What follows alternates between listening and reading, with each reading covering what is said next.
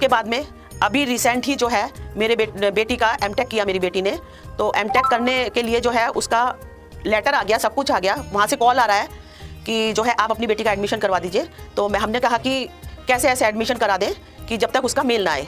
मैंने उस दिन बाबा का बृहस्पतिवार था, बाबा का कीर्तन रखा हुआ था घर में, तो मैं बेटी से बोली कि वो बोली मम्मी मेरा मेल नहीं आया। 1 मिनट पहले मैंने उसको बोला कि बेटा मेल देख ले, बोली नहीं आया मम्मी मेल।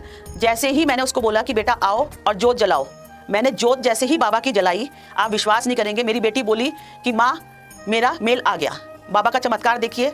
मेरे साथ तो इतना होता है बाबा का कि मैं कीर्तन भी करती हूँ बाबा के, और अभी अभी हम किसी के घर में कीर्तन कर रहे हैं। साईं राम। हे एवरीवन, तो आ गई है 97 नंबर की कहानी, जो कि है केवल और केवल साईं भक्तों की ज़ुबानी। देखिए, लीला में जो बाबा की उदी और बाबा के प्रति जो विश्वास है उसका जिक्र किया गया है, और बहुत खूबसूरती से किया गया है कि कैसे उदी का उन्हें पता नहीं था और तब भी उदी ने किया चमत्कार। और बाबा के कहीं ना कहीं आशीर्वाद से उनके दोनों बच्चों का ही जो जॉब सेटलमेंट था वो बाबा की ही कृपा और बाबा की आस्था के, मुझे लगता है कि ऐसा हुआ। और कैसे बाबा ने एक हादसे को छोटी सी बला में टाल दिया, और ये सब हुआ सिर्फ़ और सिर्फ साईं बाबा के प्रति जो भक्त की आस्था है, श्रद्धा है, विश्वास है। और ये आस्था, श्रद्धा, भाव बढ़ती गई बढ़ती गई बढ़ती गई। जैसे बाबा ने अपने चमत्कार करने स्टार्ट किए, तो ये है, आप उन पे विश्वास रखिए। आपके सारे काम सब टाइमिंग पे होता है और परफेक्टली होता है। तो आइए सुनते हैं 97 नंबर की लीला। और लीला सुनने से पहले एक बात हमेशा ध्यान रखें कि सबसे ऊपर कर्म और इंसानियत है, उसके बाद वो जिनको आप मानते हैं। जैसे मेरे लिए मेरे साईं आपके लिए कौन है, कमेंट करके ज़रूर बताइएगा। जबलपुर से हूँ, उत्तराखंड से। सबसे पहला तो मेरा जो एक्सपीरियंस बाबा का रहा वो ये रहा कि मेरी बेटी 2 साल की थी और मैं बाबा के बारे में उस टाइम कुछ भी नहीं जानती थी। जो है मेरे सामने एक भाभी रहती थी, वो बाबा को मानती थी, बस मुझे पता था बाबा हैं, बाकी मुझे नहीं पता था बाबा कौन है, क्या है, कुछ भी मुझे नहीं पता था। तो हुआ क्या, एक दिन मेरी बेटी बहुत रो रही थी, तो मैंने सोचा कि शायद इसको नज़र लग गई है या क्या हो गया इसको।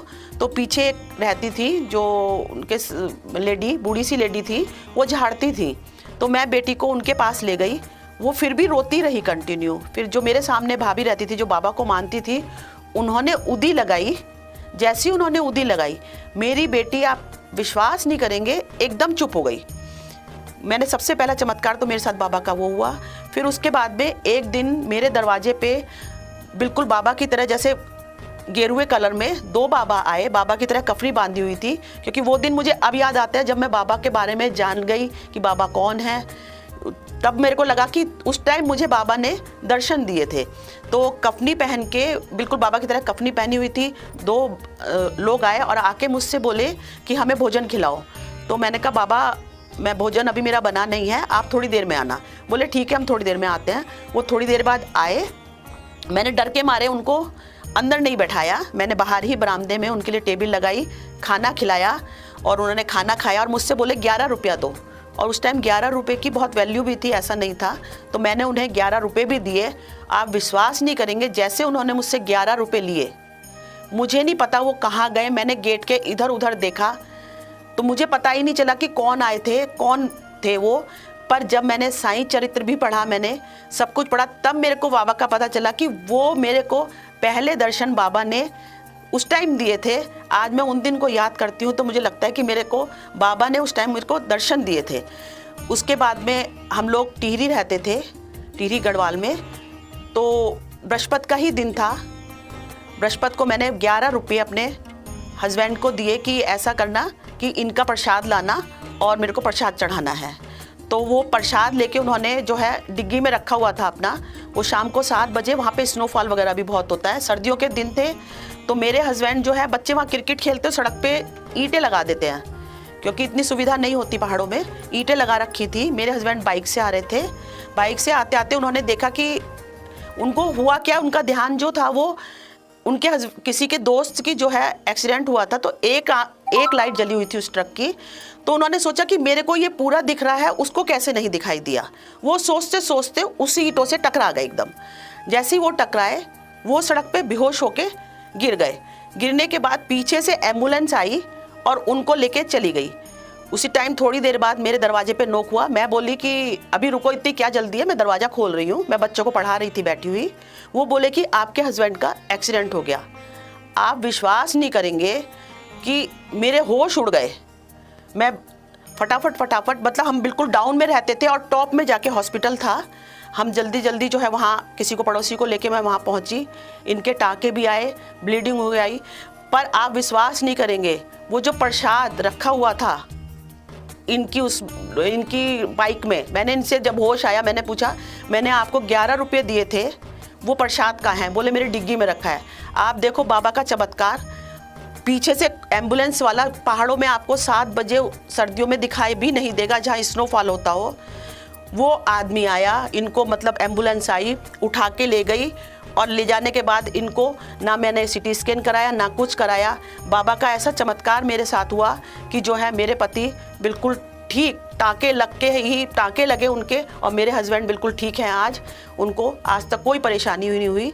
और उसके बाद में अभी रिसेंट ही जो है मेरे बेटी का एमटेक किया मेरी बेटी ने। तो एमटेक करने के लिए जो है उसका लेटर आ गया, सब कुछ आ गया। वहाँ से कॉल आ रहा है कि जो है आप अपनी बेटी का एडमिशन करवा दीजिए। तो हमने कहा कि कैसे ऐसे एडमिशन करा दें कि जब तक उसका मेल ना आए। मैंने उस दिन बाबा का बृहस्पतिवार था, बाबा का कीर्तन रखा हुआ था घर में।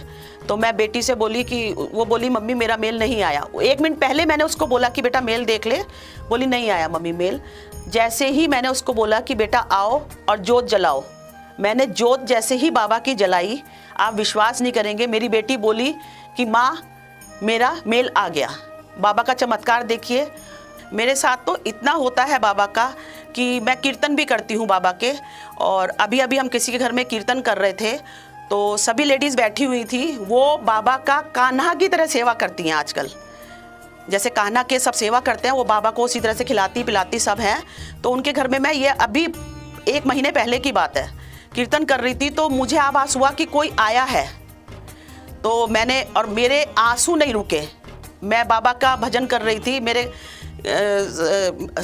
आपके सामने मेरे प्राण निकल जाएं, वही वर्ड थे मेरे उस टाइम पे।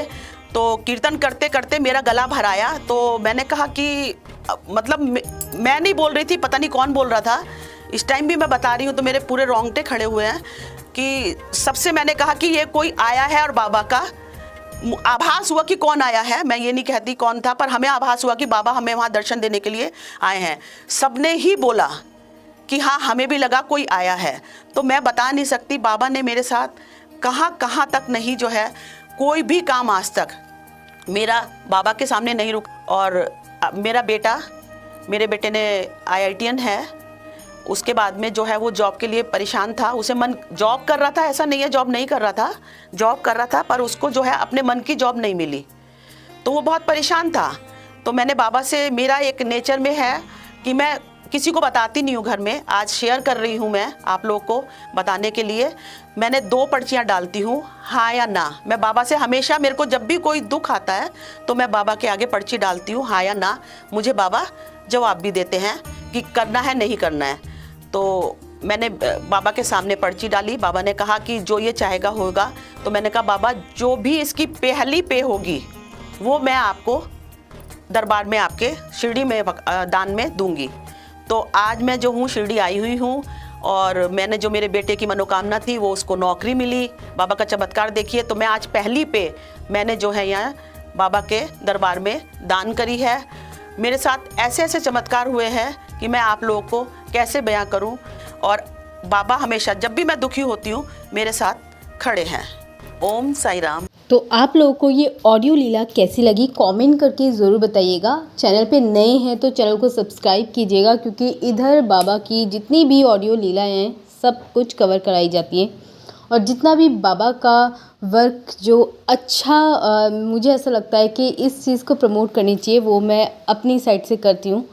क्योंकि बाबा का काम मैं चाहती हूँ कि हर कोई देखे, जितने भी साईं डिवोटीज़ हैं वो तो देखें, जितने भी साईं डिवोटीज़ नहीं हैं वो भी देखें। तो हम जैसे लोग और यूथ ही सपोर्ट करेगा तो बाबा का नाम, जैसे अभी रिसेंटली मैंने एक वीडियो डाली थी, उसमें आपने देखा होगा, तो ऐसे ही बाबा ऊपर नहीं आए हैं, बाबा ने हम सबको कहीं ना कहीं इस कृपा, इस छत्र छाँव में रखा है कि उनका नाम हम लोग नीचे आने ही नहीं देंगे। तो मिलते हैं नेक्स्ट वीडियो में नई किसी टॉपिक के साथ, नई किसी लीला के साथ। तब तक के लिए ओम साई राम, जय साई राम। चैनल पे नए हैं तो चैनल सब्सक्राइब ज़रूर कीजिएगा, और सब्सक्राइब कर लिया हो तो बेल आइकन प्रेस कर दीजिएगा। जितनी भी नोटिफिकेशन आती है आप सबके पास टाइमली अपडेट होगी। ओम साई राम।